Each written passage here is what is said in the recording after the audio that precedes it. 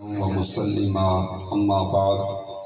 فاعوذ باللہ من الشیطان الرجیم بسم اللہ الرحمن الرحیم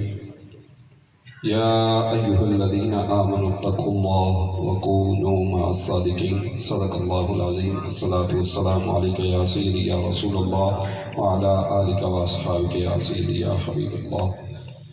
بلا تمہید تعمیل ارشاد کے لیے حضرت گرامی جو آیا مقدسہ تلاوت کی، اللہ نے ارشاد فرمایا اے ایمان والو اللہ سے ڈرو اور سچوں کے ساتھ ہو جاؤ۔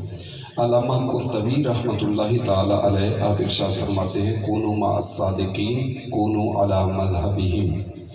جو ان کا طور طریقہ ہے ان کے طور طریقے کے مطابق چلو، تمہارا عقیدہ وہی عقیدہ ہونا چاہیے جو اللہ نے کائنات میں اپنے پسندیدہ بندوں کو عقیدہ عطا فرمایا ہوا ہے۔ حضور اکرم صلی اللہ علیہ وآلہ وسلم صحابہ کرام علیہم رضوان کے مجمع میں جلوہ گر ہیں، جہاد ہو رہا ہے، ایک بندہ وہ جدھر جاتا ہے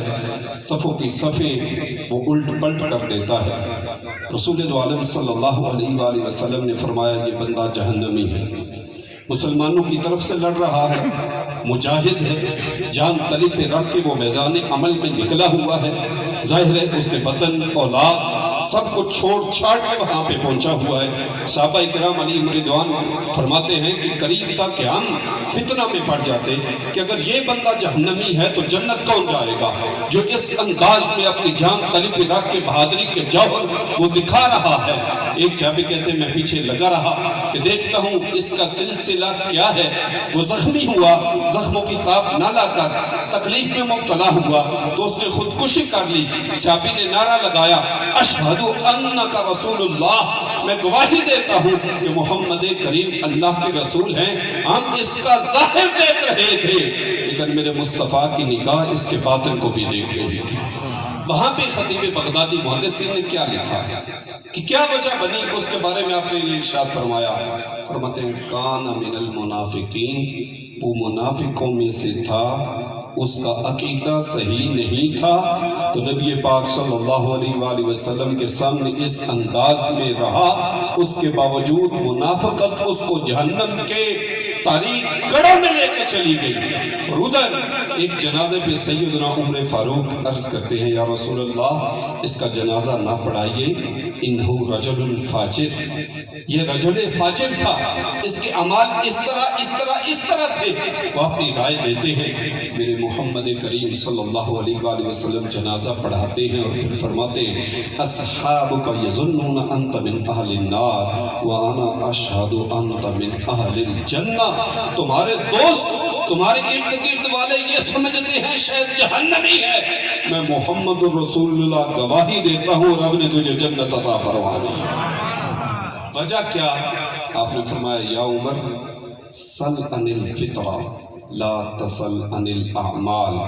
اے عمر سب سے پہلے عقیدہ پوچھا کرو، جس کا عقیدہ درست ہے انشاءاللہ اللہ جل جلالہ اس کو جنت کی دولت عطا فرما دے گا۔ فتنوں کا دور ہے، بھرمار ہے فتنوں کی، اور ان فتنوں میں اگر قلعے میں کوئی آنا چاہتا ہے، ان فتنوں سے بچنا چاہتا ہے تو ان بزرگان دین کے قدموں میں آ جانا وہ ایک دائرے میں لے آتا ہے، ان فتنوں سے بندہ بچ جاتا ہے۔ ہماری ایک تھوڑا سا المیہ یہ ہے کہ ہم خود بزرگوں کے ساتھ عقیدت بھی رکھتے ہیں، حاضری بھی دیتے ہیں، فیض بھی لیتے ہیں الحمدللہ ثم الحمدللہ، لیکن یہ آگے ہم منتقل نہیں کرتے۔ اپنی اولاد کو عرس شریف پہ لے کے آنا، مہینے بعد دربار شریف پہ لانا، ان کو باقاعدہ وہ حلیہ ایک بنانا جو خدام کا حلیہ ہوتا ہے، اور ان کو پھر راستے میں وہ ساری ہسٹری بتاتے چلے آنا، اور پھر ان کو تعارف اپنے بزرگوں کا کروانا تسلی سے، اور اس سلسلے سے گزارنا۔ آپ نہیں جانتے، میں نہیں جانتا ہماری اولادیں وہ کل کس جگہ پہ کن حالات سے کیسی آزمائشوں اور امتحانات اور کیسے فتنوں کے سامنے وہ گزریں گی۔ اگر ہم نے آج ان کو یہ سوچ دی ہوگی، ان قدموں میں ہم لائیں گے، ان بزرگان دین کی بارگاہ